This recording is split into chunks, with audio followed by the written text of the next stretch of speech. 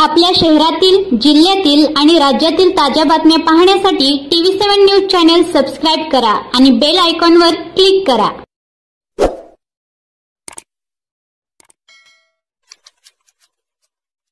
समिती सांगोला यांनी ही शक्तीपीठ महामार्गास विरोध म्हणून ही आजची पत्रकार परिषद घेतलेली आहे। सर्वप्रथम या सर्व शेतकऱ्यांनी या शक्तीपीठ शेतकरी संघर्ष समितीचं अध्यक्षपद माझ्याकडे दिलं, त्याबद्दल सर्व शेतकऱ्यांचं मी मनापासून आभार मानतो।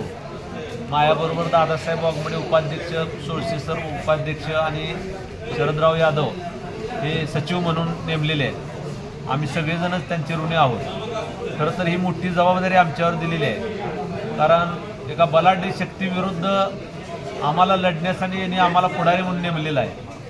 यामध्ये आम्ही स्वतः बाधित शेतकरी आहोत। आमच्या जमिनी स्वतःच्या जात आहेत। आमची भूमिका ही आहे की नागपूर रत्नागिरी हायवे असताना नागपूर गोवा नवीन शक्तीपीठ करण्याची गरज नाही।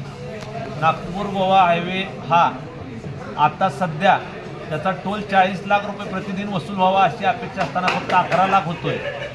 तरीसुद्धा तिथं ते तोट्यात असताना सुद्धा, त्यामध्ये तेवढी वाहनाची संख्या नसताना, तो रोड मोकळा असताना सुद्धा परत नव्यानं हा शक्तीपीठ करण्याची गरज नाही।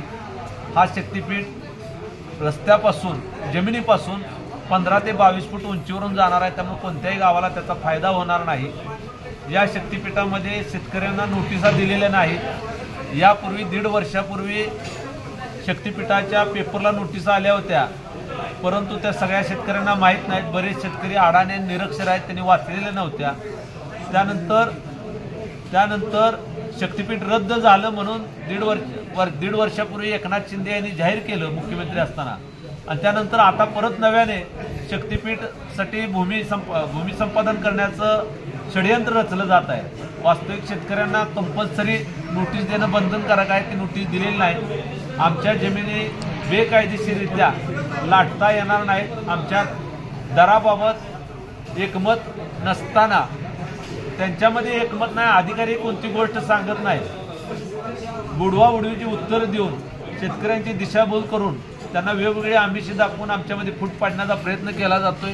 तसं त्यासाठी काही एजंट जे शक्तीपीठ महामार्गासाठी ठेकेदार नेमलेले आहेत, त्यांनी काही एजंट गावोगाव नेमलेले आहेत, ते आमच्यामध्ये दुफळी पाडण्याचा प्रयत्न करत आहेत। आणि अशा वेळेस आम्ही लढाईचा निर्णय घेतलेला आहे। या राज्यातले जे शेतकरी नेते आहेत, जे भूमिहीन होण्यापासून वाचवणारे आहेत, ज्या जमिनी जाण्यापासून वाचवणारे नेते आहेत, त्यांनी दिनांक 1 जुलैला कृषी दिनी, शेतकरी दिनीत आंदोलनाचा इशारा दिलेला आहे, चक्काजाम आंदोलनाचा इशारा दिलेला आहे। त्यानुसार आम्ही निर्णय घेतलेला आहे, 1 तारखेला अनगडाळ टोल नाक्यावर आम्ही टोल नाका ही चक्काजाम रस्ता रोको करणार आहे, त्याचं निवेदन देणार आहे।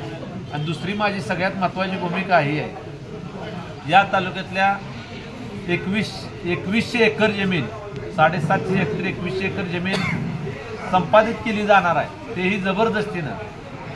तर यामध्ये 3,500 कुटुंबांचं नुकसान होणार आहे। 2100 एकर ही 3,500 कुटुंबामध्ये ही जमीन विभागलेली आहे, आणि 3,500 बाधित कुटुंब जर त्यांचं नुकसान झालं तर या तालुक्यातलं फार मोठं नुकसान होणार आहे। यासाठी मी या तालुक्याचे आमदार माननीय डॉक्टर बाबासाहेब देशमुख, माजी आमदार माननीय ॲडव्होकेट शहाजीबापू पाटील, विधान परिषदेचे आमदार माननीय दीपकआबा साळुंखे पाटील, भारतीय जनता पार्टीचे जिल्हाध्यक्ष माननीय चेतनसिंह केदार यांना विनंती करणार आहे की हे आंदोलन कोणत्याही पक्षाविरोधात नाही। या आंदोलनाला मध्ये जी कृती समितीमध्ये जे हजर आहे ते सगळे शेतकरी आहेत। आम्हाला पक्ष नाही, पार्टी नाही, जात नाही, धर्म नाही, आम्ही शेतकरी म्हणून लढणार आहे। आमचा धर्म एकच आहे, शेतकरी, आणि आमच्या जमिनी वाचवणे। यासाठी तुम्ही आम्हाला मदत करावी, आमच्या आंदोलनाचं नेतृत्व करावं आणि आम्हाला पाठिंबा द्यावा।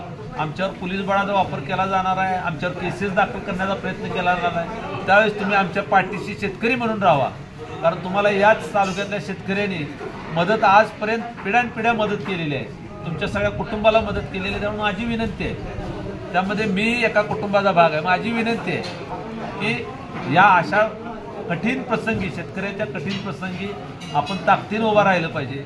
आणि माझी शासनाला एकच विनंती आहे की आमचं कोणत्याही पक्षाविरुद्ध आंदोलन नाही, सरकारच्या धोरणाविरुद्ध आंदोलन आहे.